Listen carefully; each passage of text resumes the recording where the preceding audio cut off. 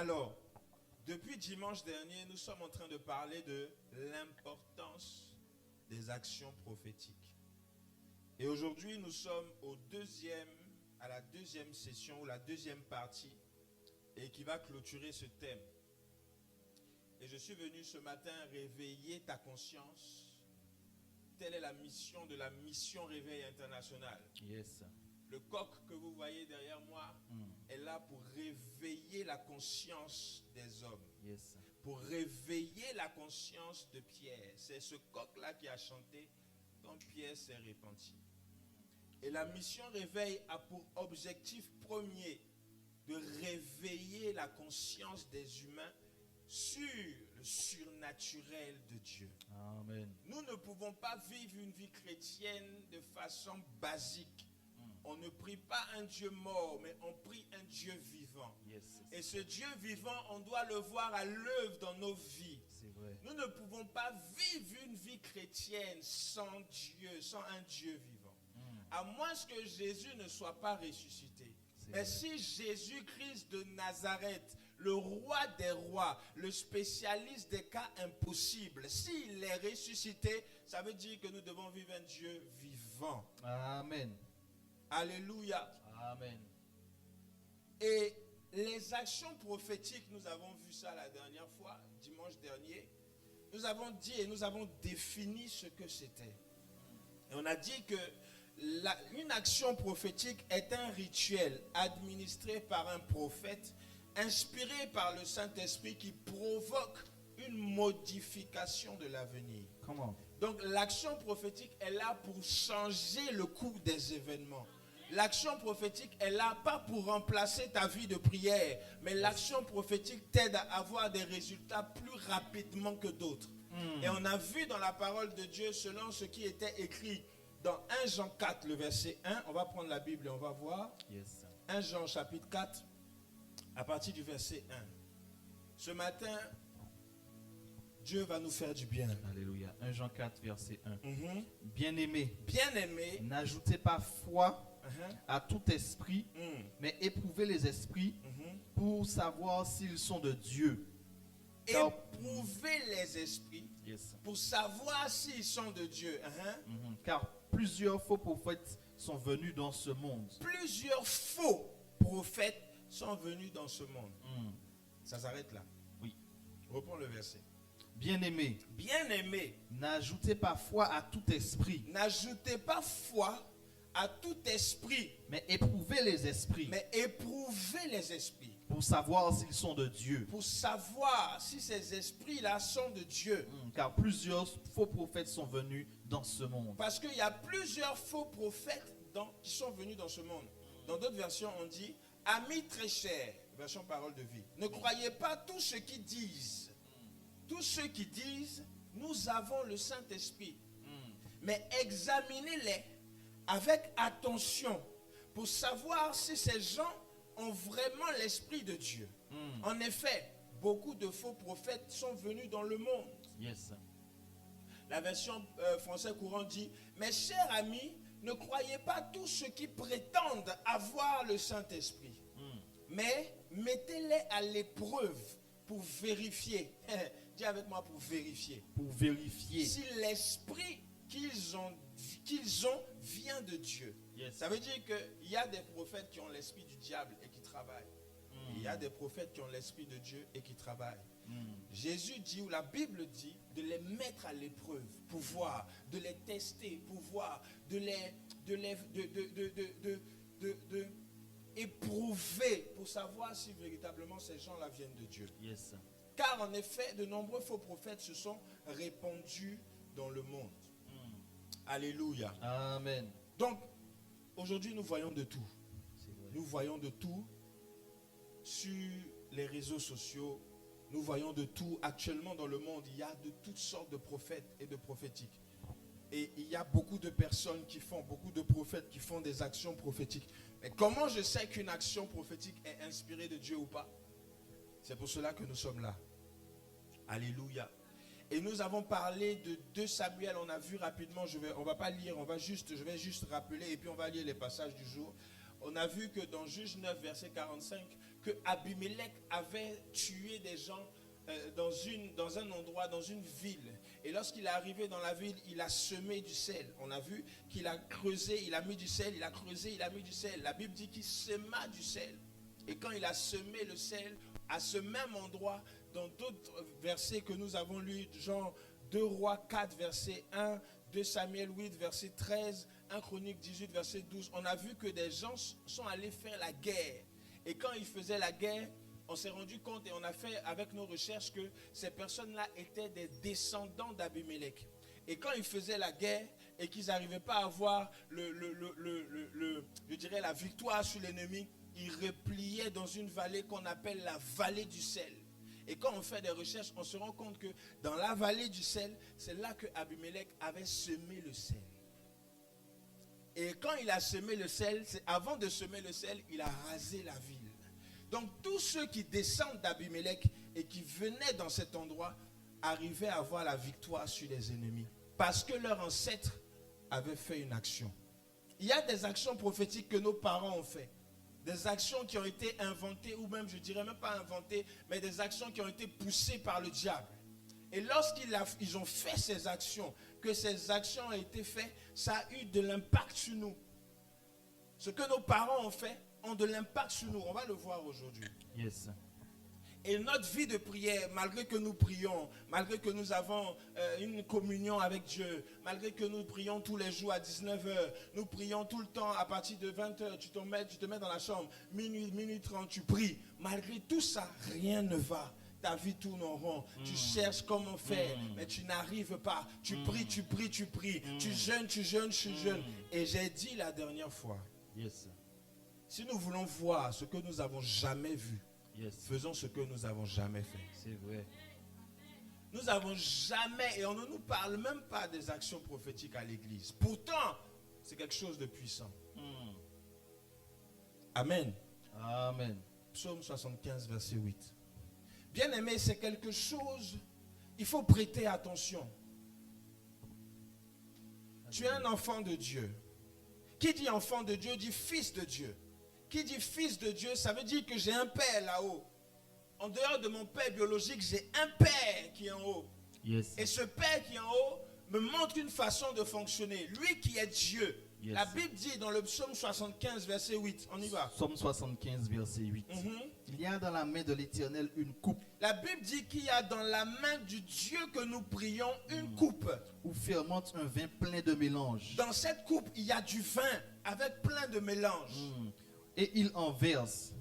Le Dieu éternel prend la coupe et il verse. Tous les méchants de la terre sucent, boivent jusqu'à la lie. Tous les méchants de la terre sucent et boivent jusqu'à la lie. Lorsque Dieu le Père, que nous prions, veut faire quelque chose, la Bible dit qu'il a une coupe. Lui qui est Dieu, de vous à moi, avait-il besoin d'avoir une coupe? Il aurait simplement dû faire ça et puis les choses sont réglées. Yes, mais lorsqu'il veut faire un jugement, il prend la coupe. Il dit à Michael, il dit à Gabriel, apportez-moi ma coupe. On lui apporte la coupe. Dieu le Père lui-même, il a une coupe. Dans la coupe là, il y a du vin dedans. La Bible dit plein de liqueur dans la coupe. Donc il y a la liqueur au ciel. Comment? Il y a du vin au ciel. Et la Bible dit qu'il prend cette coupe là, il la verse pour prononcer un jugement. Donc nous qui sommes enfants de Dieu, suivons notre Père. Qu'est-ce qui nous interdit de prendre de l'eau et de verser ou de prendre du vin et de verser? La Bible dit que Dieu le Père fait ça. Yes. Pourquoi est-ce que je ne le ferai pas aussi quand j'ai des problèmes? Ce n'est pas un péché, c'est écrit dans la parole de Dieu. Yes, c'est vrai. Alléluia. Amen. Tu as peut-être des projets, tu as peut-être plein de choses que tu veux réaliser, mais tu n'arrives pas à les réaliser, ce n'est pas de ta faute. Aujourd'hui, je vais te dire pourquoi. Ce n'est pas de ta faute du tout. Du tout. Vous savez, et je l'ai dit au début de mon introduction, j'ai dit, nos parents ont fait des choses. Et ces choses-là réjaillissent sur nous, qu'on le veuille ou pas. Oh oui, nous sommes une nouvelle créature, les choses anciennes sont passées, voici toutes choses sont devenues nouvelles. C'est vrai. Yes. Mais toi-même réalise. réalise qu'il y a des domaines dans lesquels les choses sont devenues nouvelles et il y a des domaines dans lesquels ça ne va pas. Comment je peux être prince et princesse de l'Éternel et souffrir pour manger?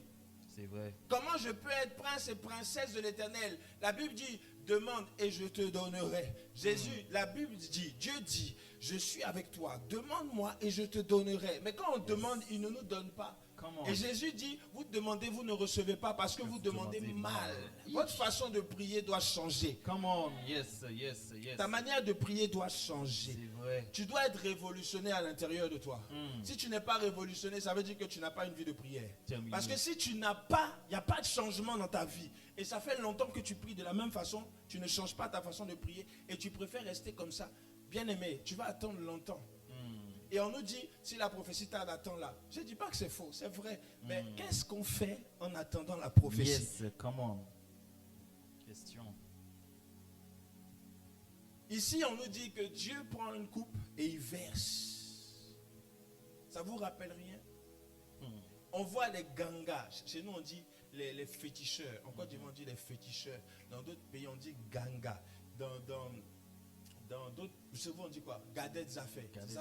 En Martinique, on dit marabout, gardien des affaires. À Saint-Martin, c'est ça, hein? Ougan. Voilà. Toutes ces personnes-là, ils ont une façon de faire. Satan n'a pas à créer quelque chose. Hein. Le diable sait que cette façon de faire-là amène des résultats. Donc, il va les inspirer. Qu'est-ce qu'il va faire? Il va leur dire, bon, mes enfants, ça c'est Satan qui parle à ses enfants, les gangas, les ougans, les gardiens des affaires, les féticheurs. Prenez cette coupe-là, mettez du bangui dedans, et puis allez parler. Vous versez à terre, vous dites le nom de telle personne, pour qu'il y ait effet dans la vie de la personne. Satan a pris cette technique-là où? Voici la réponse. Psaume 75, verset 8. La Bible dit que Dieu a dans sa main une coupe avec du vin à l'intérieur. Le Dieu le Père. Celui qui a dit dans sa parole, ne vous enivrez pas de vin, c'est de la débauche, mais soyez remplis du Saint-Esprit. Alléluia, c'est vrai. Mais lui-même, il a une coupe avec du vin à l'intérieur. Et le même vin, il utilise, il verse, il parle. Et les ennemis de Dieu meurent. Alléluia. Dieu nous montre ici une façon de fonctionner. J'aime la parole de Dieu. Yes, amen. Et cette façon de faire s'appelle la libation. Joël 1, verset 9. La libation est une action prophétique qui permet de pouvoir verser un liquide au sol et de prononcer des paroles sur le liquide là pour que lorsque le liquide touche la terre, ça crée des événements. Et c'est l'une des raisons de la prophétie, une des définitions de la prophétie. Ça modifie le courant de ton avenir. Donc si tu as par exemple, tu veux quelque chose, parle à la terre, fils de Dieu, parle à la terre. Tu es un fils de Dieu, parle à la terre. La terre où tu marches, il a dit à Josué, je te donne cette terre en possession. Mais depuis je suis en France, je n'ai pas de papier. Où est la possession? Je jeûne, je prie. À un moment donné, fâche-toi. Dieu s'est fâché. Il a pris la coupe, il a versé au sol, il a parlé. Et la Bible dit, Joël 1, verset 9 à 11. Joël 1, verset 9 à 11. Offrande et libation disparaissent de la maison de l'Éternel. Les sacrificateurs, serviteurs de l'Éternel, sont dans le deuil. Offrande et libation disparaissent de la maison de l'Éternel.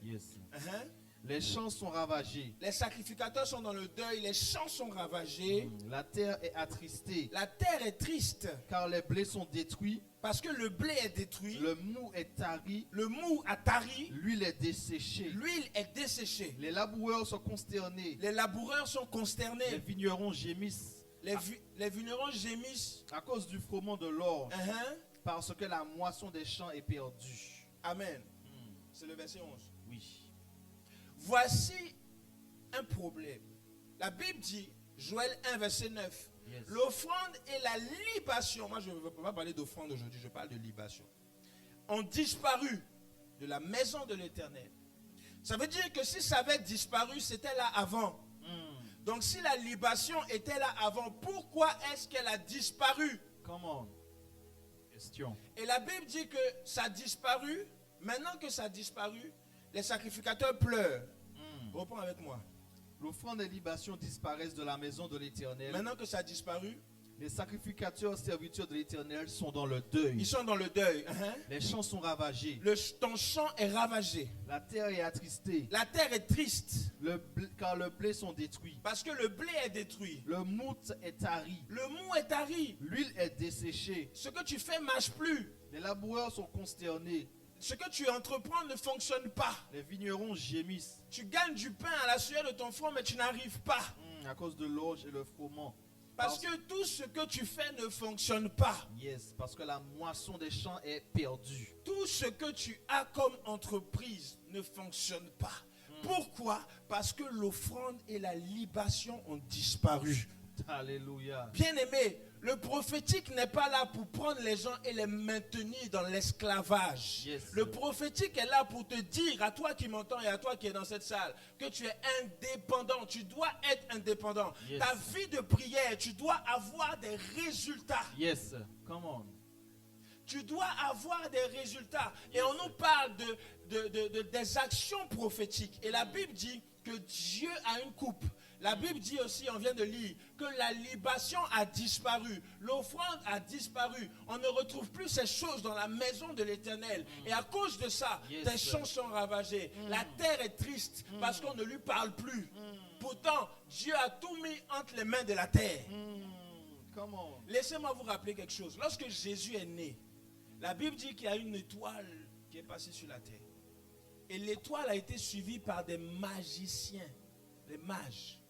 Ils ont suivi l'étoile. Ce n'étaient même pas des enfants de Dieu, c'était des mages. Parce qu'ils savaient qu'il y a un roi qui est né. On va aller lui faire une offrande pour prendre la grâce. Ils se sont levés, ils sont allés. Et ils savaient, la terre savait que quelqu'un venait de naître. Comment? À chaque fois que tu nais, Dieu te donne tout. Il dépose ça sur la terre. Et il te parachute du ciel vers le ventre de ta mère pour que tu puisses venir ici. Souvenez-vous, nous ne sommes pas des humains, nous sommes des esprits. La Bible dit que tout ton être, esprit, âme et corps, ça veut dire que tu es un esprit, tu es un esprit. Nous sommes des esprits. Yes, c'est vrai. Et en tant qu'esprit, Dieu a tout mis entre tes mains et entre les mains de la terre. Quand tu as été parachuté, les millions ont été descendus avec toi. Yes. Maintenant, les millions, il faut que tu ailles vers quelque chose pour récupérer ces millions-là. Yes. Vous connaissez Aya Nakamura? Aya Nakamura. Aya Nakamura, oui. Je suis allé faire des recherches sur elle. Je me suis rendu compte de quelque chose. Cette fille-là, ses parents, ses arrière-grands-parents, ses parents, dans sa lignée, il y a des griots. Ça veut dire que des personnes qui chantent sont dans sa lignée. Si Aya Nakamura était allée dans une église et qu'on avait chassé l'esprit de ses parents, jamais elle allait toucher les millions qu'elle touche. De la même manière, DJ Arafat, mon père spirituel parle souvent de lui, qui est décédé là. Lui aussi, sa maman, elle fait la musique. Son papa, il est arrangeur. Donc si lui, il n'était pas dans cette histoire de musique, jamais il allait avoir des millions. Le petit, il voyage. Ah, il voyageait parce qu'il n'est plus là. Arafat voyageait. Il touchait des millions. C'est pas qu'il a touché. On dit oui que c'est un sataniste. Dites tout ce que vous voulez. Le petit touchait des millions. Aya Nakamura, elle touche des millions. Il y en a plein comme ça, on peut vous citer dans le monde. Hein. Mais chez nous, dans la vie, dans la chrétienté, on ne voit pas. Maintenant, Dieu merci, Dieu a fait en sorte que KS Bloom sorte. Je veux bénir Dieu pour la vie de KS Bloom. Yes. Parce que KS Bloom, au moins, rehausse le gospel et rehausse l'évangile. Parce que quelqu'un comme ça, il peut te dire, il peut te prêcher Jésus et puis tu vas dire oui, Jésus, j'accepte. C'est vrai. Nos parents ont gâté. Hein. On va lire un passage après. Tout à l'heure, je vous prépare. Alléluia. Amen. Donc le diable ne fait que copier ce que Dieu a créé. Satan connaît ces histoires de libation. Il sait tout ça. Et il donne ça à ses adeptes. Il donne ça à ses féticheurs. Il donne ça là-bas. Il donne ça à ses féticheurs. Il donne ça à tout le monde. Il donne ça à ses propres personnes. Tout le monde, ils ont ça. Les gadettes, ça fait tout le monde. Et puis nous, on ne fait pas ça. On ne prie pas. On fait que jeûner et prier. Tu jeûnes, tu pries. Tu jeûnes, tu pries. Tu n'as pas d'argent. Tu jeûnes, tu pries. Pour avoir une voiture, c'est difficile. Tu jeûnes, tu pries. Et on te dit, patiente, ça va aller. Tu as l'âge de te marier, tu ne te maries pas. Tu es là comme ça. Tu es dans l'espace. tu n'as même pas de quoi te conforter. Tu te retrouves à la maison la nuit, tu es seul. Merci, fils. La nuit, tu es seul. Voilà, on est dans le froid. Il fait froid où quelqu'un doit être à tes côtés, tu es seul. Et on te dit, patient, tu ne vis pas dans la sanctification. Ça, c'est nos pasteurs. On ne vit pas dans la sanctification. Et comme on ne vit pas dans la sanctification, c'est pour ça qu'on ne se marie pas. Ah, Beyoncé, de quelle sanctification elle a vécu pour se marier? C'est vrai. Amen. Amen. Bien aimé, je veux réveiller notre conscience ce matin. Je peux vous choquer? Choque-nous. Le nom de Jésus n'est pas tout le temps ce qu'on utilise pour avoir des résultats. Qu'est-ce qu'il nous raconte encore? Acte 19, verset 13. Le nom de Jésus n'est pas... La Bible dit, c'est vrai, il a reçu le nom au-dessus de tout nom. Au nom de Jésus, tout genou fléchit dans les cieux et sur la terre. C'est une réalité. Et nous vivons ça en tant qu'enfants de Dieu. Mais il y a des personnes, bizarrement, qui n'utilisent pas le nom de Jésus, mais qui obtiennent les résultats qu'ils veulent. C'est vrai. Acte 19, verset 13. Acte 19, verset 13. Oui. Quelques exorcistes juifs ambulants essayèrent d'invoquer sur ceux qui avaient des esprits malins le nom du Seigneur Jésus, en disant, je vous conjure par Jésus que Paul prêche. Ceux qui faisaient cela étaient les 7 fils de Sheva, juifs, l'un des principaux sacrificateurs. L'esprit malin leur répondit, je connais Jésus et je sais qui est Paul, mais vous, qui êtes-vous? Et l'homme dans lequel était l'esprit malin s'élança sur eux, se rendit maître de tous deux et les maltraita de telle sorte qu'ils s'enfuient de cette maison nus et blessés. Il les a frappés. Reprends le verset au début, c'est de quoi? Quelques exorcistes juifs. Est-ce que c'est des enfants de Dieu? Des exorcistes juifs. Est-ce qu'ils prient tous les jours? Des exorcistes juifs. Est-ce que ce sont des enfants de Jésus? Des exorcistes juifs. Sont-ils disciples de Jésus? Des exorcistes juifs. Quand on parle d'exorcistes là, par définition, reste sur le passage. Yes. Je vais vous lire ce qu'on appelle un exorciste. On va aller dans Wikipédia. Parce qu'il faut qu'on dise aux chrétiens, les amis, lisons correctement la parole de Dieu. Un exorciste est quelqu'un qui pratique un rituel religieux destiné à expulser une entité spirituelle maléfique qui se serait emparée d'un être animé et plus rarement inanimé. On peut appeler cela un démon. Donc les gens là, qui étaient des exorcistes, on dit quelques exorcistes juifs. Ça veut dire qu'ils avaient l'habitude de chasser les démons. Donc ils avaient l'habitude de chasser des démons, même pas en utilisant le nom de Jésus, ils chassaient des démons par leur pratique des exorcistes. Donc ils viennent devant toi, ils disent des paroles. Si tu es possédé, le démon va réagir. Parfois ça ne réagit pas. Maintenant là, ils se sont trompés. La Bible dit qu'ils vont utiliser le nom de Jésus. Yes. Reprends le verset là, la partie où ils disent on utilise le nom de Jésus. Alors, ils disent aux démons. Je vous conjure par Paul, par Jésus que Paul prêche. Par le Jésus que Paul prêche. Yes. Je vous dis de sortir. Ceux qui faisaient cela, c'était les 7 fils de Sheva, juifs. Donc, ils étaient des fils d'un enfant, d'un sacrificateur. Oui. Et ces mêmes personnes-là, ils viennent devant le démon. Je vous dis au nom de Jésus que Paul prêche. Donc, eux-mêmes, ils ne connaissent même pas Jésus. Comment? Ils ne connaissent pas Jésus. Ils disent au nom de Jésus que Paul prêche. Et la Bible dit que les démons, là, le possédé, il s'est levé. Il a pris les 7 fils, là, il les a bastonnés. Ils sont sortis de là nus, sans vêtements. Comment? C'est terrible. Comment est-ce que il peut avoir des personnes comme ça qui existent? Exorcistes, ils n'utilisent même pas le nom de Jésus, mais ils savent comment on chasse les démons. Ils font des prières, des récitations. Et puis bim, le démon s'en va. Maintenant là, ils utilisent le nom de Jésus, ça ne fonctionne pas. Luc 8, verset 26 à 39. On va lire encore une histoire. Bien aimé, je veux te réveiller. Réveille-toi, réveille-toi. Les actions prophétiques sont importantes dans notre vie de prière. Tu peux avoir une vie de prière normale, tu peux jeûner, tu peux lire la Bible, mais parfois va parler à la terre, comme fait le Père là-haut. Parfois, va faire des choses pour avoir des résultats. On ne te demande pas d'être gangan. Et voici ce qui se passe, c'est que Les personnes qui agissent en tant que féticheurs, les adeptes de Satan, qui sont employés chez le diable, Satan sait que telle chose marche parce qu'il a vu ça chez Dieu. Donc, il va leur dire, bon, les gars, on prend une bouteille de Bangui avant de boire. On verse au sol et on parle aux ancêtres. Non, en 7 temps, je t'invoque sur la fille, ma fille tant, je te la donne. Oh ma chère, je te la donne. On verse et puis on parle. Ils parlent, ils versent et puis... Ils ont appris ça où? C'est le Père là-haut. Yes. Satan connaît les choses et il leur donne ça. Maintenant, nous les chrétiens, on nous ferme les yeux sur ça et puis on nous dit, jeûne, prie, ça va aller. Si la prophétie t'attend là. Vous savez, et je l'ai dit et on le dit, quelqu'un qui marche et quelqu'un qui cherche Jésus, qui cherche et quelqu'un qui a trouvé n'ont pas la même façon de prier. C'est vrai. Je vais reprendre, vous allez entendre. Quelqu'un qui a trouvé et quelqu'un qui cherche n'ont pas la même manière de marcher. Donc tu peux avoir trouvé ce que tu veux. Forcément, si tu as eu l'exaucement à ta prière que tu as fait depuis janvier 2023, 1er janvier 2023, aujourd'hui on est le combien? Le 29 octobre. Il reste 2 mois avant la fin d'année. Dieu n'a pas exaucé un sujet. Fâche-toi. Rentre dans la chambre haute. Prends une bouteille.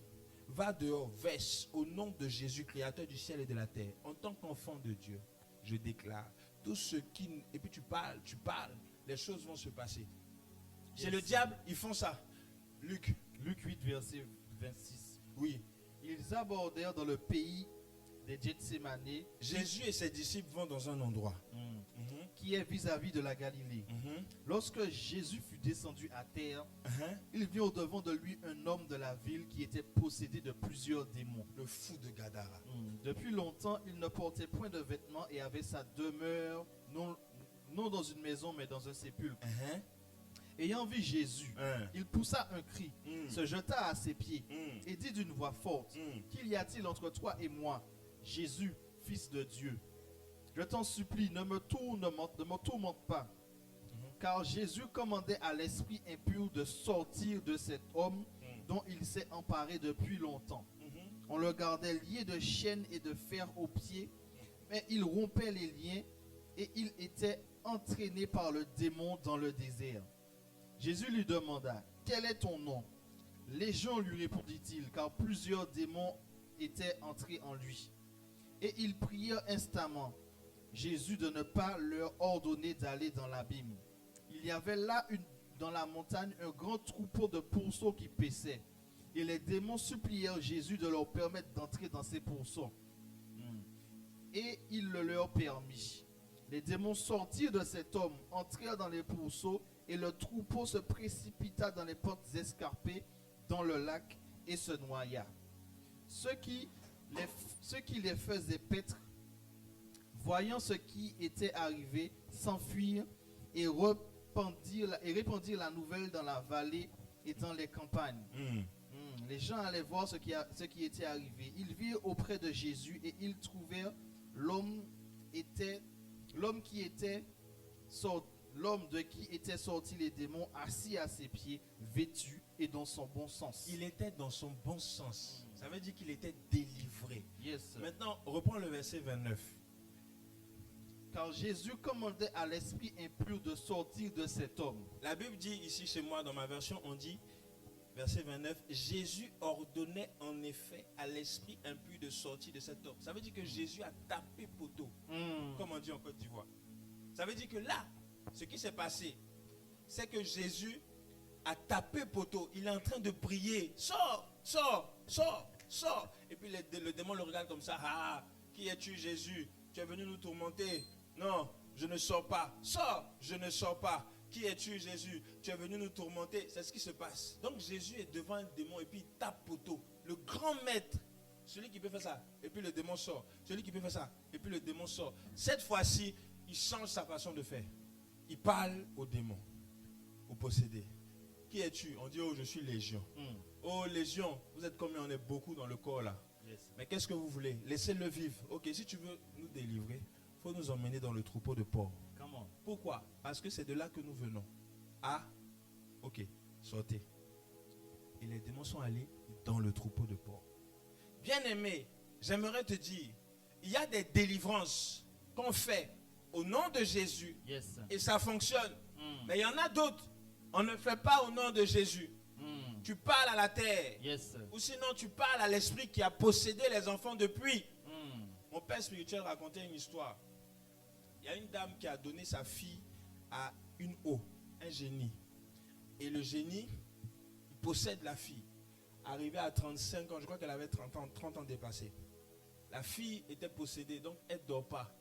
Elle se lève la nuit, elle marche dans sa chambre avec son mari, elle fait des trucs bizarres, des attitudes bizarres, et ça fatiguait le mari. Et un jour, ils ont rencontré mon père spirituel. Et quand ils l'ont rencontré, mon père spirituel, Dieu lui a ouvert les yeux. Il a vu que c'était parce que la fille, les parents lui avaient donné au village. Et l'esprit l'a suivi depuis, la fille était en France ici. Et l'esprit a suivi depuis là-bas jusqu'ici. Et quand elle est arrivée ici, à partir d'un certain âge, les démons ont commencé à prendre possession d'elle. Pourtant, c'était une chrétienne. Les amis, pourtant, c'était une chrétienne. Dites-moi, le nom de Jésus, elle a dit combien de fois? C'est pas comptable. Tu es chrétien, tu pries au nom de Jésus, situation difficile, machin. Souvent, ce n'est pas ça la solution au problème de ta vie. Come on. Et ça, on ne nous explique pas.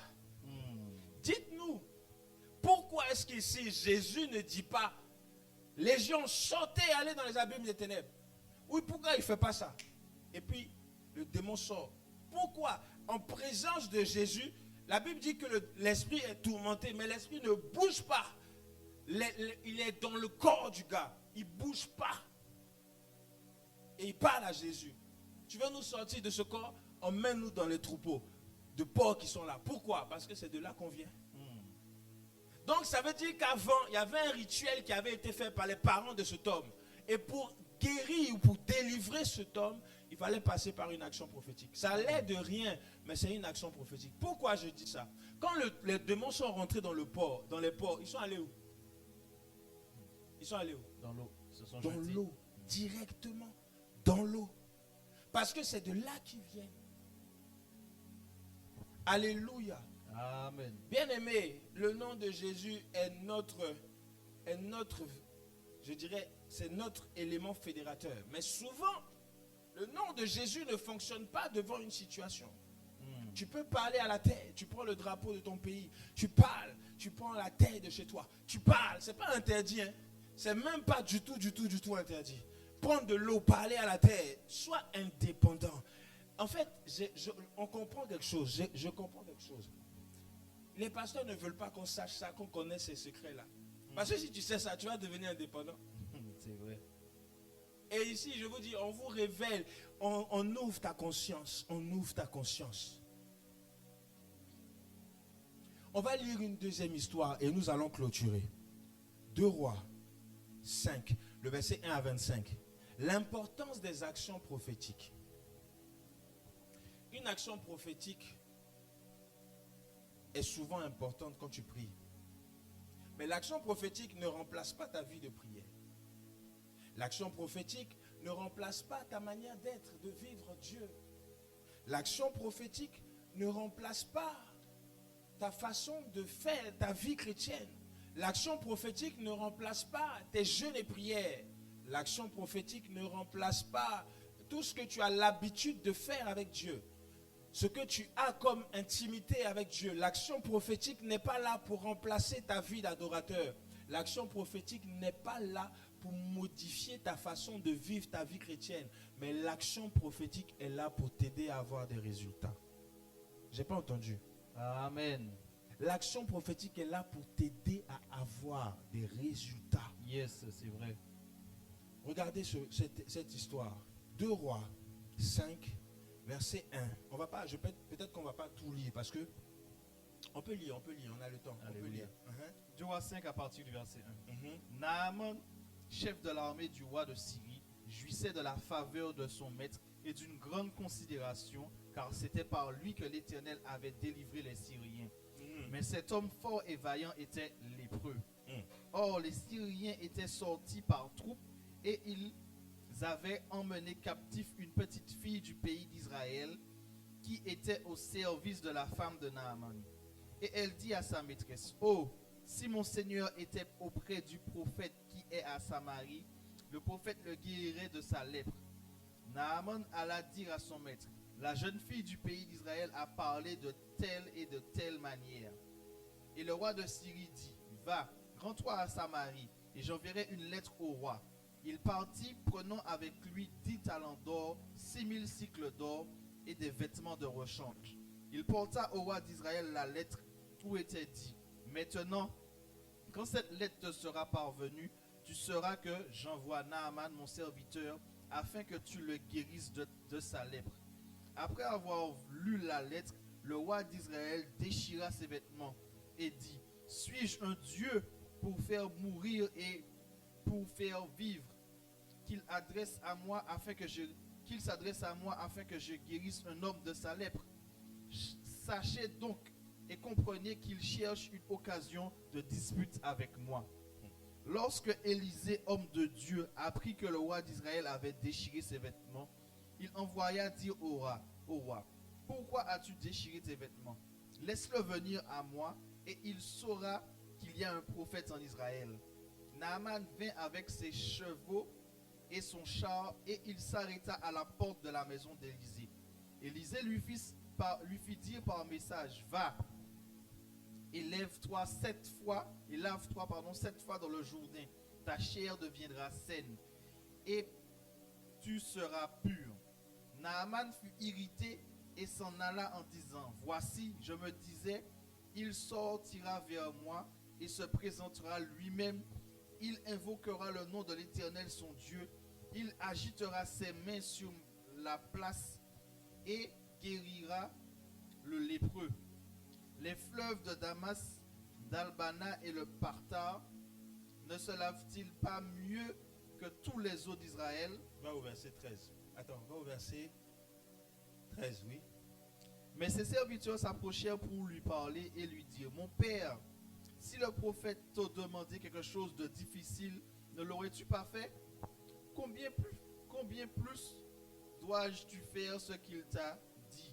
Lave-toi et tu seras pur. » Il descendit alors et se plongea 7 fois dans le Jourdain, selon la parole de l'homme de Dieu. Et sa chair redevient comme la chair d'un jeune enfant, et il fut pur. Naaman retourna vers l'homme de Dieu avec toute sa suite. Lorsqu'il fut arrivé, il se présenta devant lui et dit, « Voici, je reconnais qu'il y a un Dieu sur toute la terre, et si ce n'est en Israël, et maintenant accepte, je te prie, un présent de la part de ton serviteur. » Élisée répondit, « Éternel, dont je suis le serviteur est vivant. » On va s'arrêter là. Qu'est-ce que Naaman a fait? Naaman, Qu'est-ce qu'il a fait? Verset 15. verset 15. Il retourna vers l'homme de Dieu avec toute sa suite. Lorsqu'il fut arrivé, il se présenta devant lui et dit, « Voici, je reconnais qu'il y a un Dieu, qu'il n'y a point de Dieu sur toute la terre. » Prends le verset 14. Il descendit alors, se plongea 7 fois dans le Jourdain, selon la parole de l'homme de Dieu. C'est bon. Reste sur ce verset. Yes. Voici une histoire. La Bible dit que Naaman était un général, un chef de l'armée du roi de Syrie. Et lorsque ce général-là, il a eu la lèpre, la Bible dit qu'il avait une lèpre sur le corps. Et il est allé voir il a écrit une lettre au roi pour demander au roi de le guérir. Le roi a déchiré ses vêtements. Moi, je ne suis pas un guérisseur, moi. Donc, on l'a envoyé chez Élisée. Il arrive chez Élisée. Élisée lui dit, va dans l'eau, tu te plonges 7 fois et puis tu seras pur. Naaman dit, mais ça c'est foutaise. C'est quoi ça? Moi je suis un chef, j'ai des subordonnés, des personnes sur qui je suis supérieur. Et puis toi tu me dis d'aller me... Il s'est fâché, il est parti. Et quand il part, la Bible dit que Naaman, quelqu'un lui dit, ah roi, on va prendre le verset, reste à ton verset, je vais trouver. Le verset 10. Élisée lui fit dire, pars par un messager. Va et lave-toi 7 fois. En plus, ce n'est même pas Élisée lui-même qui parle au chef. Il envoie quelqu'un pour que la personne dise au chef, au chef en question, on dit d'aller te plonger dans l'eau 7 fois pour que tu sois guéri. Et la Bible dit, va et lave-toi, verset 10. Élisée lui fit dire par un messager, va et lave-toi 7 fois dans le Jourdain. Ta chair redeviendra saine et tu seras pur. Et Naaman se fâche. Il dit, mais c'est quoi cette impolitesse? Voici, je me disais, il sortirait vers moi, il se présenta lui-même, il invoquera le nom de l'Éternel son Dieu, il agitera sa main sur la place et guérira le lépreux. Donc Naaman pensait que Élisée allait venir vers lui, poser la main sur lui et puis dire, Seigneur mon Dieu, guéris Naaman au nom de Jésus, au nom de Yahweh. La dernière fois c'était au nom de, quand il a mis le sel dans l'eau. Là, on dit, non, Naaman dit, il doit venir prier pour moi. Mais non, qu'est-ce qu'il fait? Il m'envoie aller me laver 7 fois dans l'eau. C'est une foutaise. Et il se fâche. Moi, je pensais qu'il allait prier comme ça. Mais il ne prie pas comme ça. Il me dit d'aller me plonger dans l'eau. En fait, il a mis une ordonnance. Il dit, va te plonger dans l'eau 7 fois. Tu veux recevoir ta guérison? Voilà l'action prophétique que je te donne. Va te plonger dans l'eau là 7 fois. Donc Naaman a trouvé ça, mais c'est déplacé. Il se prend pour qui? Bien-aimé. Bien-aimé. Vous savez pourquoi je ris? Parce que il y a des situations dans nos vies qui nous emmènent à faire des actions prophétiques que humainement on juge de comment? De quoi? Des actions prophétiques qui nous rendent petits. Donc on juge ça, mais c'est pas logique. C'est quoi ça? C'est quelle façon de faire ça? Moi je vais aller me plonger dans l'eau. Moi un chef. Souvent Dieu veut nous emmener à nous humilier pour obtenir l'exaucement. Yes. Tu peux connaître Dieu. Tu peux le connaître. Et je l'ai dit la dernière fois. Tu peux connaître Dieu. Tu connais, tu sais, tu connais des choses. Tu es une grande théologienne, lectrice de la parole. Mais quand tu as un problème et que tu rencontres un homme de Dieu, aussi jeune soit-il, parce que je pense que Naaman était plus âgé que Élisée à cette époque. Donc aussi jeune soit-il, le prophète peut te donner une instruction qui va sonner mal dans tes oreilles. Et tu vas dire, mais pour qui est-ce qu'il se prend pour me faire cette instruction? Et quand tu vas dire ça, tu auras loupé le chemin de l'exaucement. Quand Naaman a dit ça, quelqu'un lui a dit, mais maître, mais, la Bible dit au verset 13, ses serviteurs s'approchaient pour lui parler et lui dit, mon père, si le prophète tu demandais quelque chose de difficile, est-ce que tu ne l'aurais pas fait? Combien plus forte raison, toi, combien plus dois-tu faire ce qu'il t'a dit? Aller te laver simplement là, c'est pas un péché, mon frère, mon chef. Va seulement, tu te mets dans l'eau, il a dit tu vas être pur. Tu te jettes dans l'eau, tu seras pur. À la suite de cette parole, Naaman décide. Bon, je vais aller. Verset 14. Il descendit alors et se plongea 7 fois dans le Jourdain. Il va dans le Jourdain, selon la parole d'Élisée. Selon la parole de l'homme de Dieu. Et sa chair revient comme la chair de jeune enfant. Il fut pur. Il fut pur. Qu'est-ce qu'il a fait? Il s'est prosterné combien de fois? 7 fois. Plongé dans l'eau 7 fois. Yes. Regardez. Quand vous allez, souvent on voit nos parents aller chez les gangas. Quand ils arrivent chez le ganga dit, ou le féticheur, il dit, enlève tes pieds, enlève tes chaussures, et puis rentre par derrière. Non, ils enlèvent les chaussures, et puis ils rentrent par derrière, pour aller voir le ganga. Maintenant là, pour venir chercher ta guérison, on te dit, va te plonger dans l'eau 7 fois. Tu discutes. C'est même pas compliqué. Aller se mettre dans l'eau 1 fois, 2 fois, jusqu'à 7 fois, et puis tu seras plus. Quand un serviteur a dit ça, Élisée allait se mettre dans l'eau. Terminé. Il a retrouvé, je dis Élisée, Naaman est allé se mettre dans l'eau. Yes. Sa chair est devenue saine. Yes. Il y a des actions prophétiques. Dis avec moi, action prophétique. Action prophétique. Il y a des actions prophétiques qui nous font du bien, qui nous délivrent, qui nous restaurent, qui nous font énormément de bien. Yes. Et qui nous donnent des résultats probants. Rien à voir avec le fait de jeûner et prier pour un truc. Il y en a même qui disent non, tu jeûnes pas, tu ne pries pas, c'est pour ça que tu ne te maries pas. Ah frère, est-ce que le mariage a été donné à Adam dans la prière? Est-ce que Ève est venue vers Adam pendant qu'il priait? La Bible dit qu'il dormait. Adam dormait pour que Dieu puisse faire Ève. Donc il y a des sujets de prière qu'il ne faut pas déranger Dieu. Tu ne vas pas dormir. Tu ne vas pas prier pour recevoir le mariage. Non. Alléluia. Amen. Bien-aimé, il est l'heure de se réveiller. Il est temps de nous réveiller. Nous allons clôturer notre thème. Psaume 142, verset 8. Il est temps de se réveiller. Vous savez, je ne sais pas combien d'années tu es chrétien. Je ne sais pas, ça fait combien de temps que tu pries Dieu. Je ne sais pas si c'est maintenant que tu es nouveau. Mais à un moment donné, il faut que nous nous posons les bonnes questions. Yes. La question, c'est de savoir, est-ce que depuis que je suis chrétien, je suis productif dans ma vie chrétienne?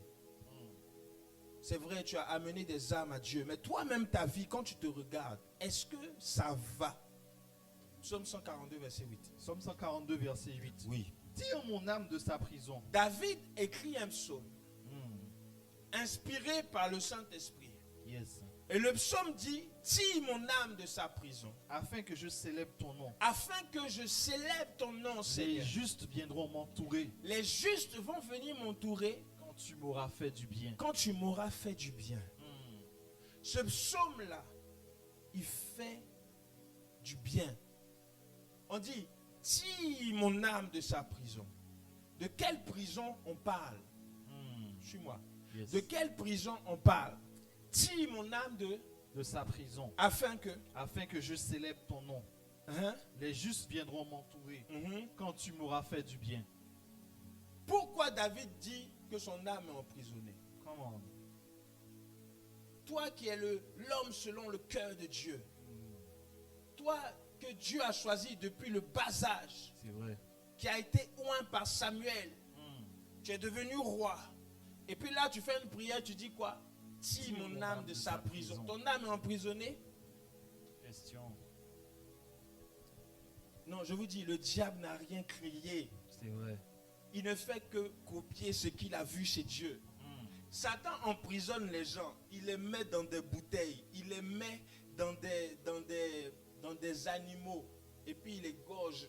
Le féticheur égorge l'animal. Et toi, tu es enfant de Dieu. Et tu meurs de manière bizarre. On dit telle personne est morte mystérieusement parce qu'il a senti une douleur. Il est allé à l'hôpital. Les médecins n'ont rien vu. Quelques jours après, il meurt. Mystérieusement, tu meurs parce que quelqu'un a emprisonné ton âme quelque part. Aïe. Come on. Et David dit, tire mon âme de sa prison. C'est vrai. Afin que je célèbre ton nom. Donc pour célébrer Dieu, il faut que mon âme soit hors de prison, libre. Yes. Si mon âme est emprisonnée, je ne peux pas célébrer Dieu. C'est vrai. On vient à l'église, on chante. Parfois même pour lever les mains, même pour adorer Dieu, tu penses à la facture et aux dettes de la dernière fois. C'est vrai. Là, tu réfléchis, tu dis, bon, Seigneur, que ton nom soit béni. Mais quand tu rentres en toi-même, tu sens qu'il y a quelque chose qui ne va pas. Tire mon âme de sa prison, afin que je te célèbre. C'est vrai. Et l'âme est emprisonnée parfois par, je l'ai dit au début, par les choses de nos parents. Lamentation 4, verset 7, la Bible dit, Lamentation 5. C'est quelle lamentation? Oui, Lamentation 5, verset 7, je vais lire. Nos pères ont péché, ils ne sont plus. Et c'est nous qui portons le poids et la peine de leur iniquité. Yes. Dans d'autres versions, on dit de leur péché. Nos pères ont péché. Nos parents, version parole de vie, nos parents ont péché et ils ne sont plus là. Et c'est nous qui portons le poids de leurs fautes.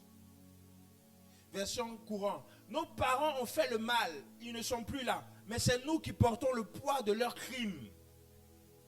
La Bible dit que Dieu maudit ou lance une malédiction à la 5e génération de ceux qui le haïssent. Si nos parents ont adoré des eaux, si nos parents ont adoré des arbres, si nos parents ont fait des idoles dans leur maison, ça peut réjaillir sur toi. Ce n'est pas parce que tu es chrétien que non, une naissance est faite, je suis une nouvelle créature. Fais attention. La Bible dit, sinon la Bible n'aurait pas écrit ça. C'est vrai. Nos parents ont péché et c'est nous qui portons le poids de leurs fautes. Et David dit, tire mon âme de la prison, de sa prison, afin que je célèbre ton nom. Dans l'âme, il y a le sang, il y a la commission sanguine. Donc ton sang est peut-être attaché à tes parents, ton sang est peut-être emprisonné. Ton âme est peut-être emprisonnée quelque part, ce qui t'empêche de sortir et d'être libre. Comment? Alléluia. Amen. Ta façon de prier doit changer. C'est vrai. Ta manière de voir les choses doit changer. C'est vrai. Il y a des personnes qui sont mortes, ils n'ont même pas accompli leur destinée de façon totale. Regardez dans les cimetières, les gens sont morts, ils n'ont rien accompli, rien. Pendant qu'ils étaient en vie, on a entendu parler d'eux. Mais une fois qu'ils meurent, on n'entend plus parler d'eux. Ils n'ont même pas accompli le tiers de ce que Dieu avait, l'histoire que Dieu avait écrit dans leur cœur. C'est vrai. Jamais ça ne s'est pas accompli. Ils sont morts. Pourquoi? Parce qu'ils ne savent pas qu'ils étaient emprisonnés quelque part. Il y a peut-être un endroit dans ta vie où tu es emprisonné. Il y a peut-être quelque chose qui t'empêche de sortir et d'être heureux et heureuse. C'est vrai. David a dit, tire mon âme de sa prison, afin que je célèbre ton nom. Les justes vont venir m'entourer quand tu m'auras fait du bien. Et ce psaume-là est un psaume de notre église, ici à la MRI. On prie beaucoup avec ce psaume-là. 142, verset 8.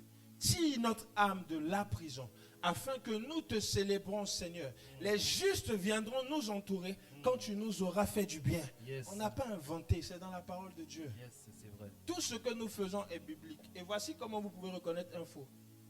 Bien qu'il y a des actions prophétiques qui sont inspirées par Dieu, tu vas chercher dans la Bible, tu ne vas pas trouver un. Mais il y en a, c'est biblique. Yes. La dernière fois, je vous ai parlé du sel. C'était dans la Bible. Aujourd'hui, je vous ai parlé de plusieurs façons de faire. On a vu le bain tout à l'heure de Naaman. On peut te dire, prends de l'eau, mets du sel dedans et puis lave-toi. Ça va enlever la glaie et la poisse de tes parents que tu trimbales depuis des années. C'est pas un péché. C'est vrai. Tu prends l'eau, tu mets du sel dedans, tu te laves. Seigneur, j'enlève le sel. Et la Bible a dit, je l'ai dit la dernière fois, j'aime trop ce verset. Si le sel perd sa saveur, avec quoi on va la lui rendre? C'est avec le même sel. Donc, si tu as perdu du sel, tu arrives dans des endroits, les gens fuient. Tu arrives dans des endroits, les gens ne te gardent pas. Tu arrives dans des endroits, tu perds. Ça dit tu es là, mais on dirait que tu n'es pas là. Ça veut dire qu'il te manque du sel. Comment? Frotte-toi, lave-toi avec du sel. Fais-toi un bain de sel de temps en temps. Ce n'est pas interdit.